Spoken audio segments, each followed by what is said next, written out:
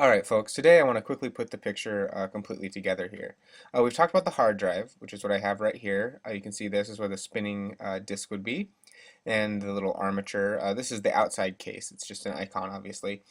And the hard drive is where all the information is stored. It's like your long-term memory. It's akin to those moments in your life when you have to sit there and sort of like bite your tongue and look up and think to yourself, "Oh man, what was I doing in 2004 in the summer when blah blah blah blah blah?" And you kind of have to like go back and figure out where that memory is and bring it back up. When you bring that memory back up, it gets written into your RAM, RAM. And RAM looks exactly like this. This is an actual like sort of cartoon of a chip, and you can put these chips in your computer and change them around. This is your, I don't want to say short-term memory, this is your sort of functioning working memory. Kind of like in class, how at the end of a block, your sort of functioning memory is filled with all of the things that we did that day, but you may not remember all of those things forever. But that you can work with them that day and work with them and mess with them and play with them and add them and subtract them and do all sorts of other like sorts of fancy things with what you've learned. But in the end, if you don't get it put here, you won't actually necessarily remember it forever. But this is much, much quicker. And you can see here that there's a big difference between here. Hard drives are now terabyte sized. That's 12 zeros. RAM is generally gigabyte sized, which is 9 zeros. And that's still a lot of information, but it's nowhere near the amount of sort of cold storage information that you can keep on a hard drive. And the reason that we use RAM is that we need a memory source to feed the central processing unit. You know, you need a memory source to feed your brain so that you can really work with things quickly, but not necessarily have to be doing math or synthesizing all of them all the time.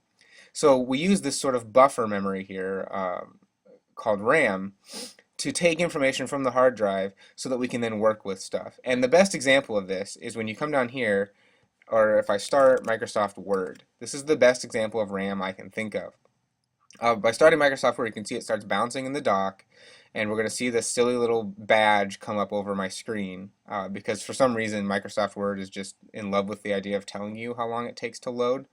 But what it's doing is it's actually filling up my RAM with all of the information necessary to run Word. Well, why is this taking so long? Well, the answer is, oh, look, there you go. See, it's going to monopolize my screen. And so proud of how long it takes to load. Very good, Word. It's taking all of that information to run Microsoft Word, which is evidently a giant amount of information, and it's dumping it into my RAM. And you can actually see here, if I open my activity monitor,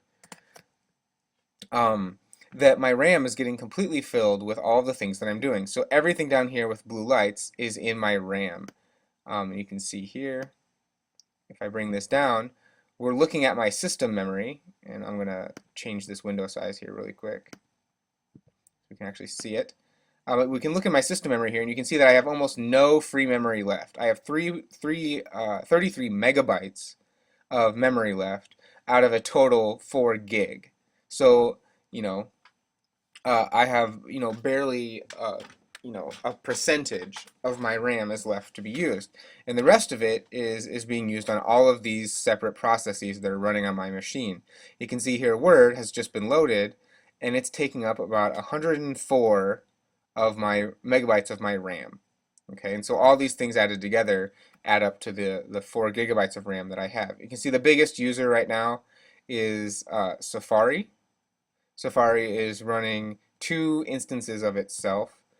You might not be able to read that, sorry. But Safari is running 2 instances of itself and taking up 600 megs.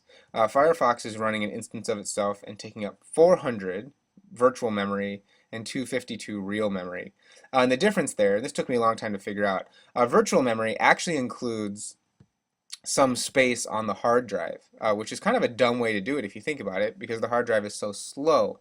But what it does is it kind of sticks things on the hard drive that it thinks it won't need very quickly, and then the RAM kind of anticipates your behavior and grabs those things really quickly before the CPU asks about them.